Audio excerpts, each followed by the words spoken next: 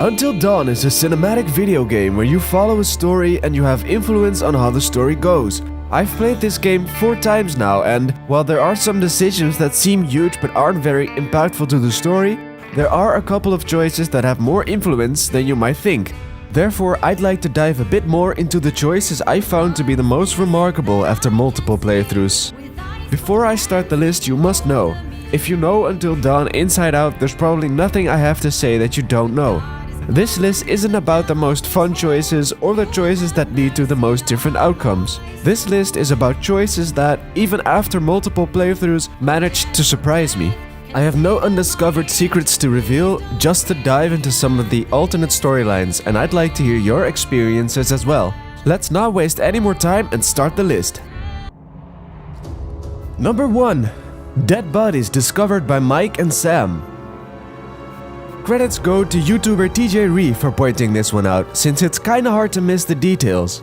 In the last chapter, Mike and Sam stumble upon a place where you can see the remains of the bodies of any character that has died so far. You can find the bodies of Matt, Flamethrower Guy, Emily, Chris, and Jessica.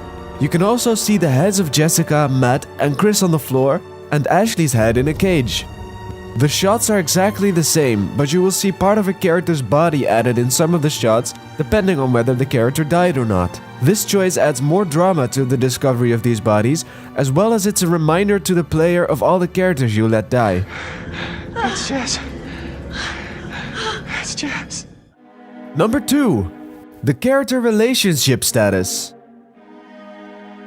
This is something you will not notice unless you play the game more than once. Each character has stats based on their character traits or their relationship with others.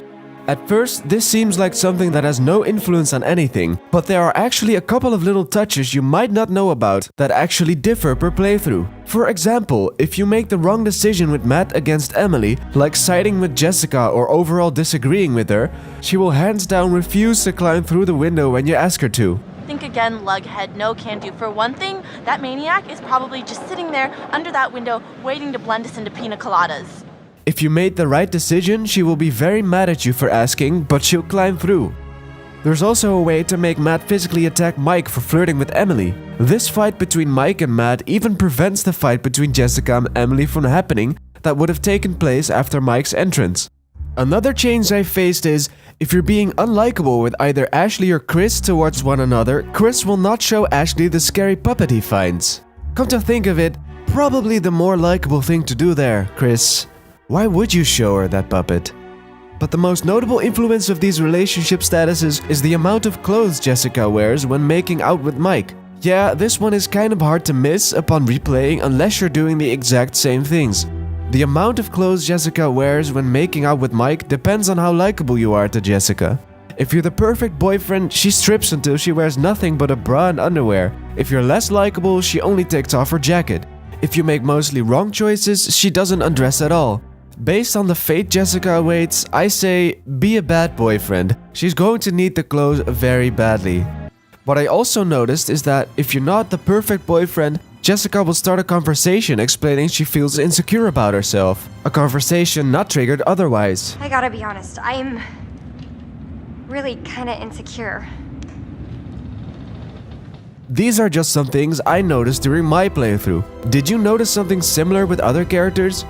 While none of these things have an actual influence on where the story goes, they are neat little changes you might miss if you don't know they're there. Number 3. Escape the Psycho. The chances you escape the Psycho in your first playthrough aren't remarkably high. In fact, I failed to escape from him 2 times. Turns out you need to do some specific actions early on in the game. Most importantly, do not shoot the squirrel at the beginning of the game. This may sound weird if you don't know why, since they seem like 2 completely unrelated events, but it is essential if you want to escape the Psycho. If you shoot the squirrel, a bird will attack Sam, creating a wound. This wound will open up again when Sam runs away from the Psycho. When the wound is open, Sam will not think about turning off the flashlight, which causes her to get caught. Second, when you've temporarily escaped the Psycho, you can choose between hiding or going left. Hide and stay still and you should be fine. Talking about the butterfly effect. If you manage to escape the Psycho, you will be rewarded with the opportunity to research the Psycho's hideout with Sam, discovering that Joss is the Psycho earlier by finding some definitive clues. Number 4. The flare gun. When playing with Matt, upon first playthrough it looks like the only choices that matter are attacking the deer or not, and whether or not to help Emily when she falls to her doom.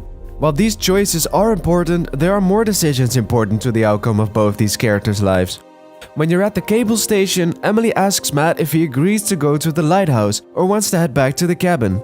You go to the lighthouse regardless of what you say, but the answer to this particular question is more important than you think, because at the lighthouse Emily has to decide what to do with the flare gun. If Matt agreed to go to the lighthouse and Emily gives him the flare gun, he shoots it immediately. If Matt disagreed on going to the lighthouse, he keeps the flare gun. This is very important, because if Matt decides to save Emily, he ends up in the mines. If Matt doesn't have the flare gun at this point, there's a big chance that Wendigo will kill him, since he has nothing to defend himself. But he will be able to survive the Wendigo attack if you shoot the Wendigo with the flare gun. For as far as I've done research, I haven't stumbled upon someone who confirmed Matt is able to use the flare gun in the final chapter. There's nothing about it on the Until Dawn wiki either, so I think it's safe to say the flare gun is useless for Matt in the last chapter. In regards to Emily owning the flare gun, there are multiple outcomes as well. Regardless if Matt agreed or not, if Emily has the gun, you have the option to either shoot it or keep it. Keeping the gun is important because this is the only way Emily is able to avoid being bitten by the Wendigo. Emily is able to see the Wendigo coming. This time around she can scare it away by shooting it with the flare gun, thus avoiding being bitten. Yeah, quite some different outcomes for what seemed like small choices, and there were more than 2 playthroughs necessary to find that out. Number 5. The Ashley Snaps Trophy. In my video about the top 10 most annoying things in video games, I said I didn't care for trophies or achievements. This is not entirely true, because I actually like getting trophies if it's for a game that I love playing and want to exploit as much as possible. And if the trophies are actually fun tasks to do instead of doing impossible or frustratingly repetitive tasks. Until Dawn is one of the games I've gotten platinum for and had fun doing so. Of all the trophies this game has, the most specific one, the one that I think is the most unlikely to get in your first try, is simply called Ashley Snaps. In order to get this trophy, you need to let Ashley overcome the worst storyline possible. First, you need to shoot Ashley with Chris, causing her to lose love for Chris. Then you need to survive the Wendigo attack with Chris, only to find Ashley not opening the door for Chris when he reaches the cabin.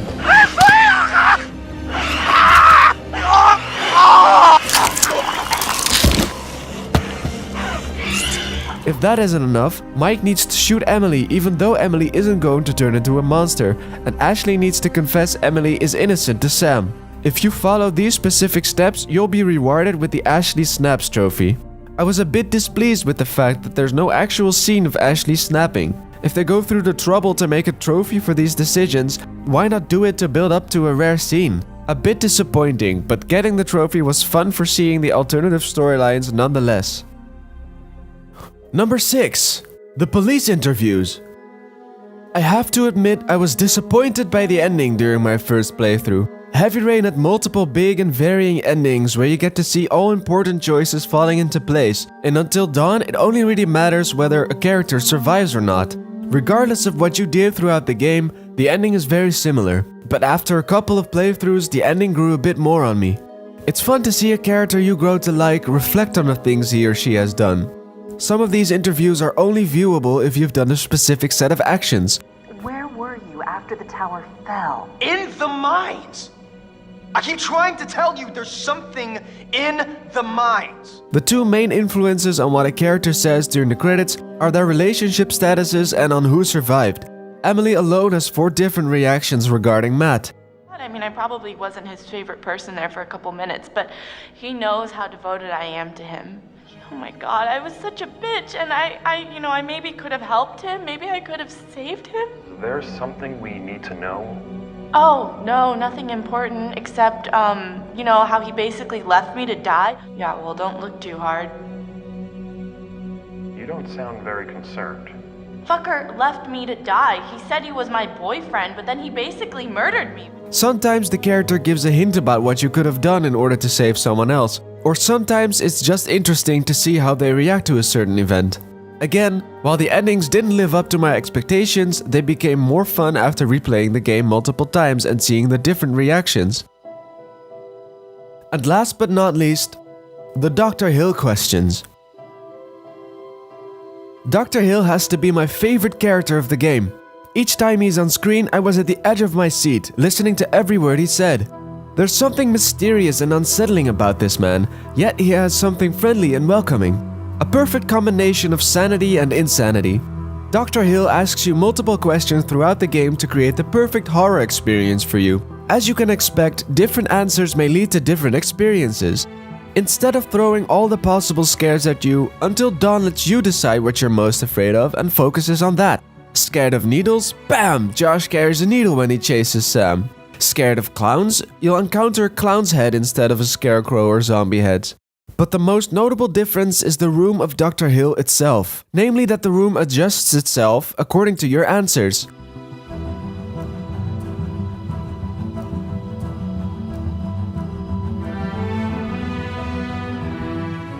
Even Dr. Hill's appearance will look more zombie-like in case you say you're afraid of zombies. Regardless of the answers, I always enjoyed listening to this polite-looking, yet insane-acting psychiatrist. You're sick! You're a sick fuck! Now what the hell have you done for them? Huh? What the hell have you done to them? Those were 7 of my most remarkable choice influences in Until Dawn. What decision influences did you find the most fascinating? Let me know in the comments, and thanks for watching.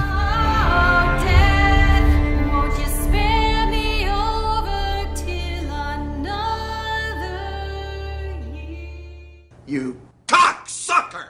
You don't give a shit, and I've been sitting around getting sick of your attitude! You fucker! You